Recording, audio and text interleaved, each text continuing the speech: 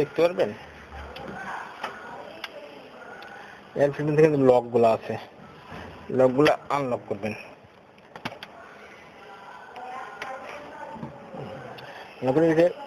টান দিবেন,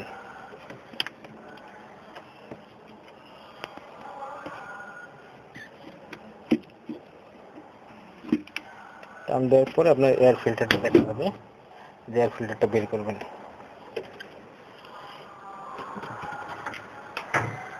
air filter যদি এটা নতুনই আছে, যদি পুরানো হয়ে যায় তাহলে এইভাবে এটা চেঞ্জ করতে হবে।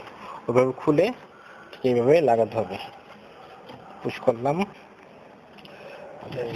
লেগে গেছে। এই জায়গায় একটা জিনিস আছে, টপ, টপ লেখা আছে, টপটা তো উপরে, গোড টপটা থাকবে উপরে, এইভাবেই দিতে হবে। অনেক সময় আমরা এটা উপরে দিয়ে দিই না বুঝে, কিন্তু টপ লেখা হবে, টপটা এটা থাকবে উপরে, এটা থাকবে নিচে। তারপরে এই লকগুলা লাগাইতে হবে।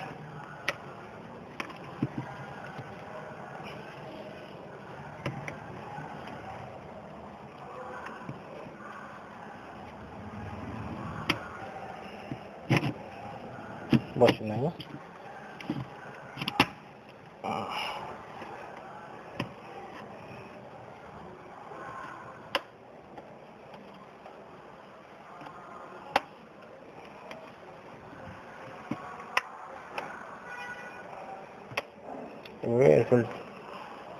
ফিল্টারটা চেক করতে হবে, তো চেঞ্জ করতে হবে। আপনার কাপড় আছে, কাপড়টা নিয়ে আসেন।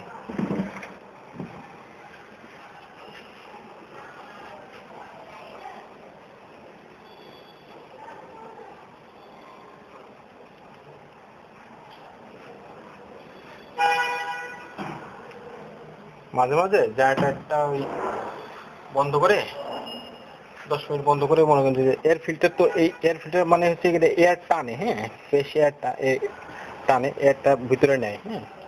তার মানে এই জায়গাটা একটু যদি পরিষ্কার রাখেন তাহলে ভালো হয়, তাহলে এয়ার ফিল্টারটা তাড়াতাড়ি নষ্ট হবে না। এই জায়গাগুলো পরিষ্কার করে দেবেন এয়ার ফিল্টারের আশেপাশেগুলো।